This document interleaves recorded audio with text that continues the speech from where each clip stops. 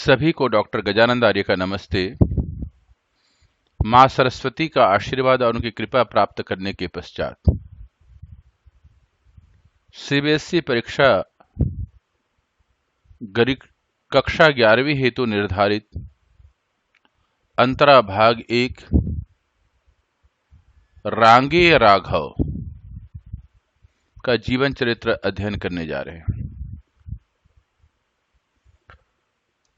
रांगेय राघव का जन्म 1923 में हुआ और 1962 में उनके अल्पायु में कम उम्र में ही मृत्यु हो गई। रांगेय राघव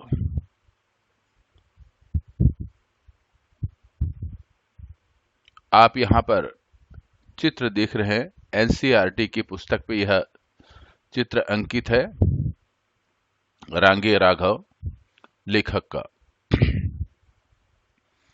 रांगेय राघव का जन्म आगरा में हुआ था। उनका मूल नाम तिरुमल्लई नम्बाकम वीर राघव आचार्य था, परंतु उन्होंने रांगेय राघव नाम से साहित्य रचना की, अर्थात दक्षिण भारत के रहने वाले वीर राघव आचार्य, जिनका पूरा नाम तिरुमल्लई नम्बाकम वीर राघव आचार्य था, पर रांगेय राघव के नाम से साहित्य की रचना करते हैं। वो कवियों में और लेखकों में परंपरा है, अपना एक उपनाम रखते हैं। उपनाम का मतलब जो मुख्य नाम है उसके अलावा एक छोटा सा नाम और रखते हैं, और उनकी प्रसिद्धि उसी नाम से होती है। वो अपनी रचनाएं उसी के नाम से करते हैं। तो ऐसे ही रांगेय राघव नाम से साहित्य की रचना की, मतलब जितने भी साहित्य लिखे उन्होंने रांगेय राघव का नाम दिया। उनके पूर्वज दक्षिण आरकाट से जयपुर नरेश के निमंत्रण पर, नरेश का मतलब राजा, जयपुर आए थे, जो बाद में आगरा में बस गए। वहीं उनकी शिक्षा दीक्षा हुई। उन्होंने आगरा विश्वविद्यालय से हिंदी में एमए और पीएचडी की उपाधि प्राप्त की। 39 वर्ष की अल्पायु में ही उनकी मृत्यु हो गई, अर्थात उनकी शिक्षा दीक्षा आगरा विश्वविद्यालय से हुई। पीएचडी एमए करने के बाद पीएचडी की उपाधि ग्रहण की जाती है, अर्थात एक शोध कार्य, रिसर्च वर्क होता है जो किसी विषय विशेष को लेकर के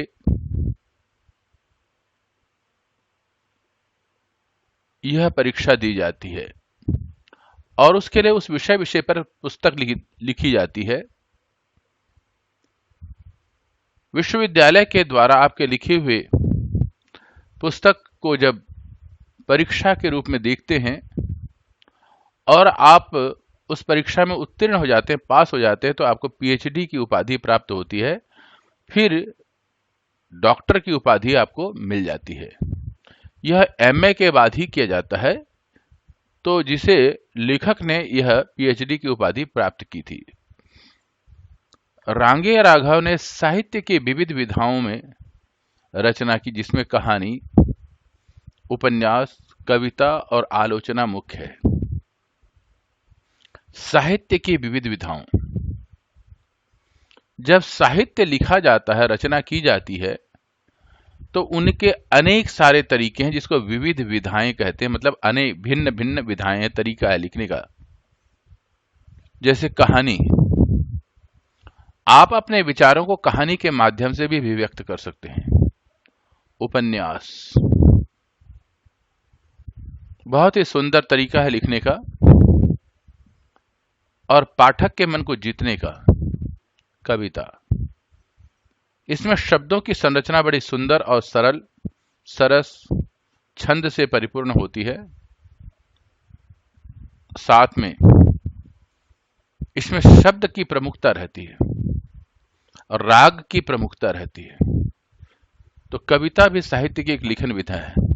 आलोचना, आलोचना का मतलब है किसी व्यक्ति के द्वारा लिखे हुए ग्रंथ को या किसी के द्वारा कहे गए कोई वाक्य को, ग्रंथ को, कविता को आप आलोचना करते हैं, उसके पक्ष और विपक्ष दोनों ही पक्षों का वर्णन करते हैं और फिर अपने मंतव्य देते हैं, उसे कहते हैं आलोचना। उनके प्रमुख कहानी संग्रह हैं, मतलब उनकी लिखी हुई प्रमुख कहानी संग्रह हैं राम राज्य का वैभव, देवदासी, समुद्र के फेन, अधूरी मूरत, जीवन के दाने, अंगारे न बुझे, अय्याश मुर्दे, इंसान पैदा हुआ। उनके उल्लेखनीय उपन्यास हैं घरौंदा, विषाद मठ, मुर्दों का टीला, सीधा सादा रास्ता, अंधेरे के जुगनू, बोलते खंडहर और कब तक पुकारूं। सन 1961 में राजस्थान साहित्य अकादमी ने उनको साहित्य सेवा के लिए पुरस्कृत किया। अर्थात राजस्थान साहित्य अकादमी ने 1961 में उनको सम्मान दिया, पुरस्कृत किया, पुरस्कार दिया। उनकी रचनाओं का संग्रह 10 खंडों में रांगे राघव ग्रंथावली नाम से प्रकाशित हो चुका है। रांगे राघव ने 1936 से ही कहानियां लिखनी शुरू कर दी थी। उन्होंने 80 से अधिक कहानियां लिखी हैं। अपने कथा साहित्य में उन्होंने जीवन के विविध आयामों को रेखांकित किया है। जब वो कहानी लिखते हैं, कथा लिखते हैं, कथा साहित्य, मनुष्य के जीवन के बहुत सारी विषमताएं हैं, परेशानियां हैं। उनके हर पक्षों को, उनके दुख को, पीड़ा को, सुख को अलग अलग तरीकों से उन्होंने लिखा है। उसे कहते हैं विविध आयामों में रेखांकित किया है। उनकी कहानियों में समाज के शोषित पीड़ित मानव जीवन के यथार्थ का बहुत ही मार्मिक चित्रण मिलता है। जब उनकी कहानी को आप पढ़ेंगे तो हमारे समाज में बहुत सारे ऐसे परिवार हैं, ऐसे व्यक्ति हैं जिनका शोषण किया जा रहा है और उसकी वजह से वह परिवार पीड़ित अनुभव करता है, दुखी अनुभव करता है। तो उनकी जीवन की वास्तविकता, यथार्थ का मतलब वास्तविकता, उसका मार्मिक चित्रण का मतलब उसको गहराई से चित्रण किया, उसके मर्म को पहचाना है, उनकी वेदना के वास्तविक परिस्थितियों को पहचाना है।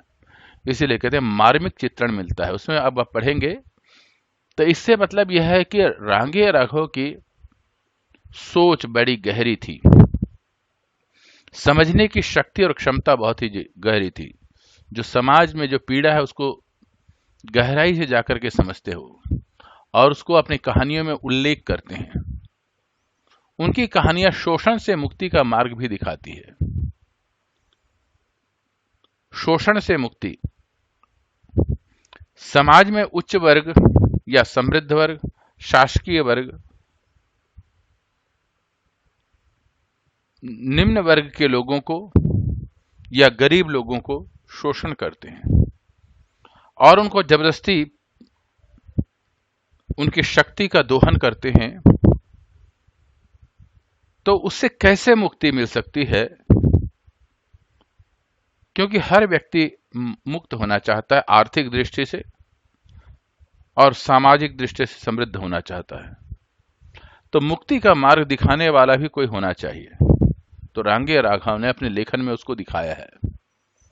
सरल और प्रवाहपूर्ण भाषा उनकी कहानियों की विशेषता है।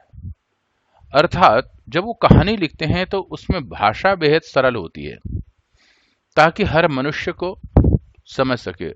भाषा दो प्रकार की होती है। एक तो क्लिष्ट कठोर भाषा जिसमें साहित्य की गूढ़ता होती है, तत्सम और तद्भव शब्दों का प्रयोग होता है। लेकिन एक सरल होता है जो हर व्यक्ति समझ सकता है, लेकिन उसके भाव बड़े गूढ़ होते हैं और उसमें एक प्रवाह होता है, पढ़ने का मन करता है। प्रवाह का मतलब पढ़ने का मन करता है। उस कहानी को जब तक से आप पूरा समाप्त नहीं करेंगे आपको आनंद महसूस नहीं होगा, इसीलिए उसको लिखते हैं प्रवाहपूर्ण भाषा। ये कहानियों की विशेषता है। पाठ्य पुस्तक में संकलित कहानी गूंगे में एक गूंगे किशोर के माध्यम से शोषित मानव की असहायता का चित्रण किया गया है। शोषित मानव की असहायता। मनुष्य तो है, लेकिन कोई ना कोई समाज के व्यक्ति उसका शोषण कर रहा है, उसकी शक्ति का फायदा उठा रहा है और उसको तिरस्कार भी किया जा रहा है। तो शोषित मानव की असहायता का चित्रण का मतलब लिखा है, उसको अपने शब्दों में निबद्ध किया है। कभी तो वह मूक भाव से अत्याचार सह लेता है और कभी विरोध में आक्रोश अभिव्यक्त करता है। जब आप कहानी को पढ़ेंगे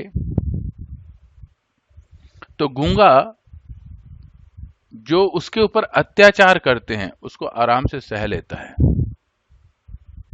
और कभी कभी वो आक्रोश भी पैदा करता है, वो नहीं चाहता, लेकिन अंदर में कहीं ना कहीं उसके उन्मुक्त होने की भावना है, स्वतंत्र रूप से और स्वाभिमान पूर्वक जीने की भावना है। जब उसको दबाया जाता है तो वो आक्रोश अभिव्यक्त करता है। लेखक ने दिव्यांगों के प्रति समाज में व्याप्त संवेदनहीनता को रेखांकित किया है। साथ ही यह बताने की कोशिश भी की है कि उन्हें सामान्य मनुष्य की तरह मानना और समझना चाहिए एवं उसके साथ संवेदनशील व्यवहार करना चाहिए। दिव्यांग का मतलब होता है जिसका कोई अंग विकार हो गया हो, जिसकी कान खराब हो गया हो, जिसकी आंखें खराब हो गई हो, जिसके पैर खराब हो गए हो, ऐसे व्यक्ति को दिव्यांग कहते हैं। तो समाज में आज भी लोग उनको तिरस्कृत दृष्टि से देखते हैं। लोगों की संवेदना समाप्त हो गई है, उसके पीछे भी उनका कोई ना कोई स्वार्थ सिद्ध करते हैं। ऐसे लोगों को लेखक ने यहां पर लिखा और कहा है कि वह मानवता की कोटि में नहीं आते, उन्हें मानवता से ऊपर उठना पड़ेगा, अर्थात उनकी संवेदना को अपनी संवेदना समझनी पड़ेगी। समझना चाहिए कि संवेदनशील व्यवहार करना चाहिए और ऐसा व्यवहार करें जिससे उसकी आत्मा को और मन को ठेस न पहुंचे। ऐसा व्यवहार को संवेदनशील व्यवहार कहा जाता है, ताकि वे दुनिया में अलग थलग न पड़ने पाए। कहानी के माध्यम से लेखक ने यह कहा है कि